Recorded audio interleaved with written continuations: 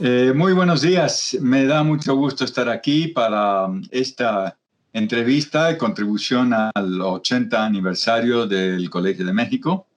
Y nos han pedido que hablemos de la experiencia propia y trayectoria en el Colegio de México y yo concretamente en el Centro de Estudios Históricos. Les voy a hacer un pequeño recuento autobiográfico para entrarle directamente a materia. Cuando terminé el doctorado en historia en los Estados Unidos, había recibido una beca para ir a estudiar allá y entregué la tesis. Me tuve que plantear qué hacer como joven profesor universitario. Había estado en España y Argentina entre 1973 y 1978. Y ahí no había oferta de trabajo decente. Tampoco en los United. Entonces, yo estaba como cualquier joven doctor, viendo qué podía hacer. Tenía ya esposa y una hijita de 1 año y medio. Cuando me llegó una carta del doctor Luis Villoro, entonces decano de Ciencias Sociales en la UAM Iztapalapa, la Universidad Metropolitana. Y esa carta de invitación me dijo que me debía presentar a un concurso, lo cual hice, y me vine para México a probar suerte. Estuve en la UAM 10 años y fue una experiencia muy rica, profesional y humanamente. Pero cuando recibí la invitación en enero de 1989 para incorporarme al Centro de Estudios Históricos del Colegio de México, acepté con gusto. Ahora, lo hice sobre todo porque la nueva directora del centro, la doctora Alicia Hernández, me indicó que deseaba poner en marcha un programa de historia más orientado a Latinoamérica, que era mi especialidad.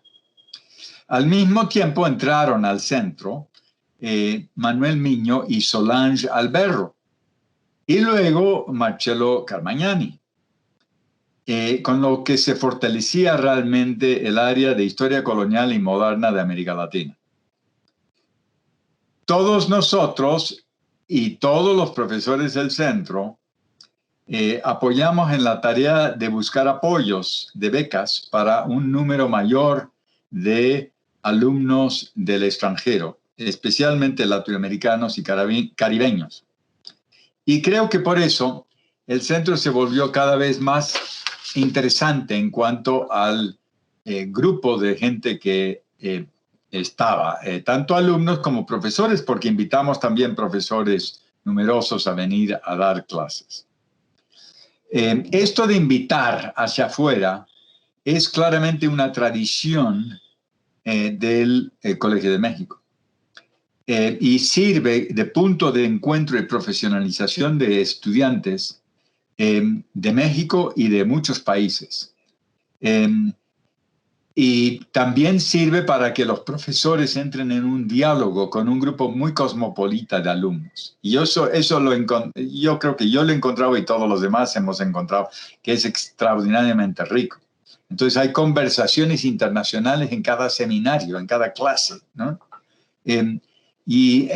Esto se presta a abrir la curiosidad y a poder hacer debates de mucho interés. Han venido al colegio, al Centro de Estudios Históricos, sobre todo latinoamericanos y caribeños, pero también italianos y españoles, ¿no? Alguna alumna también de Francia. Pero estos alumnos estudian y siguen los cursos.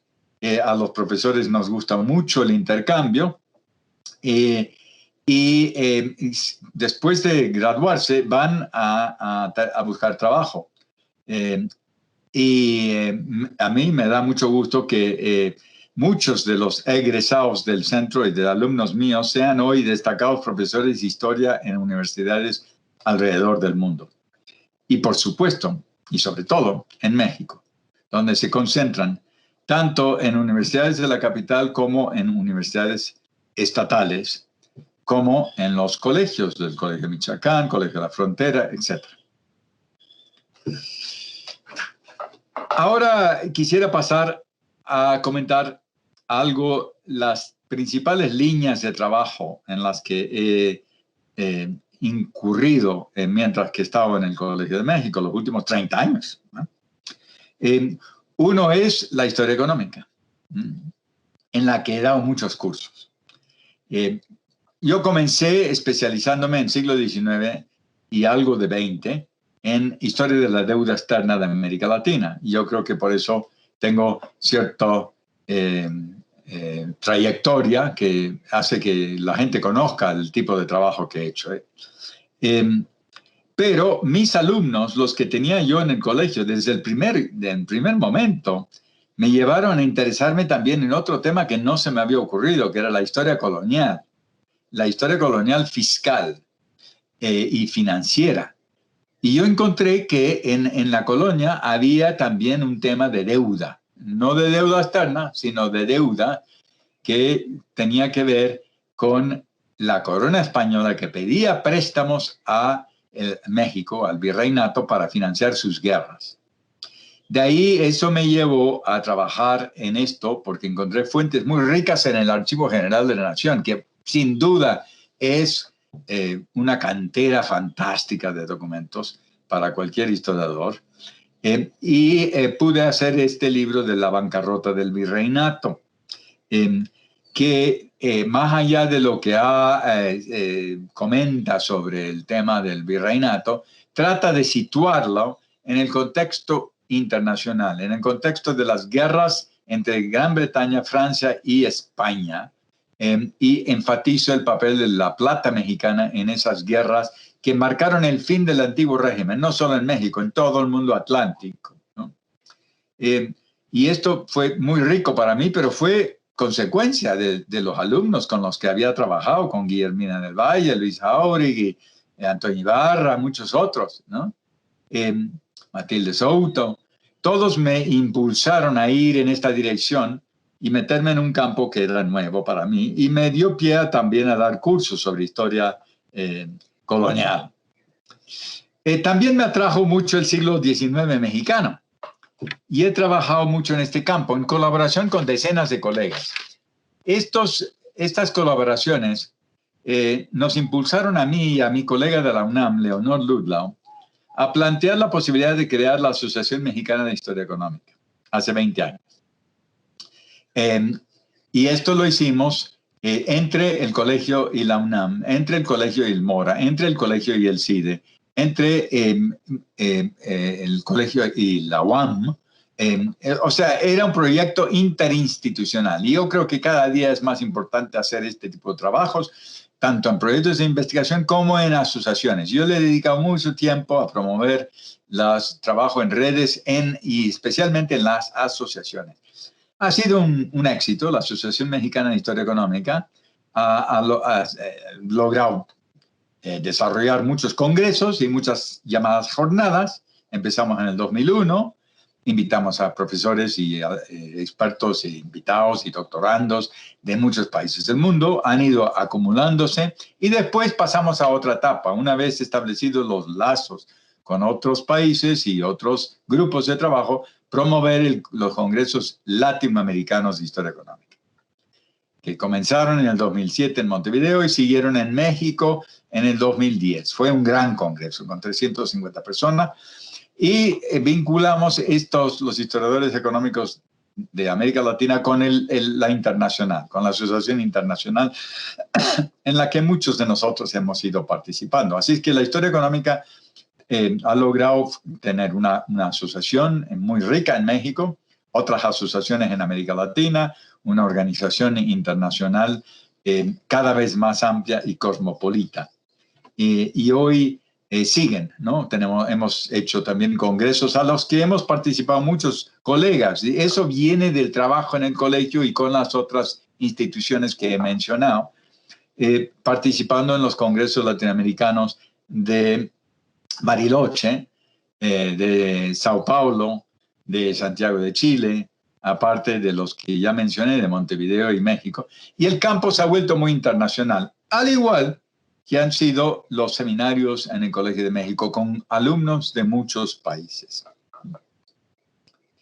Bueno, no me dediqué solamente a historia económica. Otro campo que me atrajo en el Centro de Estudios Históricos fue la historia intelectual de América Latina. No era el campo de mi especialidad, pero al ofrecer el curso que tuve que dar en el Centro de Estudios Históricos, por iniciativa mía, pero también porque los alumnos demostraron interés, tuve tal respuesta de los alumnos que decidí seguir con esto en el mediano plazo.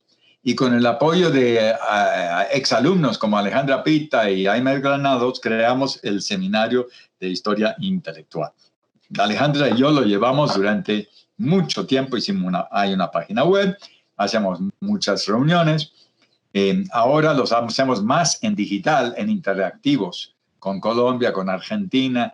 Estamos pasando un poco, como es ahora la tendencia, a hacer más reuniones en línea, porque creemos que es una manera de poder convocar a más gente. Es un formato muy interesante y estamos experimentando con eso. Hemos organizado, por otra parte, congresos latinoamericanos de historia intelectual en el Colegio de México y eventos muy numerosos que yo creo que demuestran que el campo vale la pena impulsar. Por último, quiero decirles que por razones de invitaciones del Centro de Estudios Internacionales y del Centro de Estudios Económicos, también me fui hacia otra dirección. He dado clases de licenciatura en internacionales y economía. Eso me abrió perspectivas. El colegio tiene una gran virtud de ser un centro interdisciplinario. Y cuando los profesores pueden dar clases en otros centros, eso les enriquece a ellos. No solo a los alumnos se enriquecen, es el profesor o la profesora que gana porque conoce otros medios, otros enfoques, perspectivas y trata de combinar y hacer estudios interdisciplinarios. En mi caso, yo di cursos de historia de las relaciones internacionales y de historia global. Y ese tema de la historia global me ha atraído mucho en los últimos años. Responsables, pues el Centro de Estudios Internacionales y Económicos que me llevaron en esa dirección y los jóvenes alumnos que les interesaba una perspectiva más amplia. Entonces me dediqué a hacer trabajos de historia global, hice una nueva historia de las crisis financieras desde 1873 a 2008, una perspectiva global. Un libro publicado por Debate que trata de sintetizar la literatura internacional sobre el tema, que está mucho en inglés, algo en francés, etcétera, pero lo trato de poner para un público en lengua española que conozcan los grandes mojones de la historia financiera mundial en los últimos siglos y medio. Y ahora actualmente estoy haciendo otro trabajo en esa línea, que es una historia mínima, en nuestra colección de historias mínimas, una historia mínima de la globalización moderna, desde 1850 hasta la actualidad. Es un trabajo ambicioso, pero lo estoy tratando de hacer de manera didáctica, sintética, y sigue a otra obra que ha hecho un colega del Centro de Estudios Históricos, Bernd Hausberger, que se llama Historia Mínima de la Temprana Globalización. Esa ya está en circulación, se lee mucho, y estamos tratando de colaborar con la colección de historias mínimas para que sea cada vez más amplia. He encontrado que pensar y escribir obras generales presenta retos igualmente importantes que los más monográficos. Los profesores del Colegio de México hacen muchos trabajos puntuales, pero también han entrado cada vez más y a lo largo del tiempo en trabajos más amplios.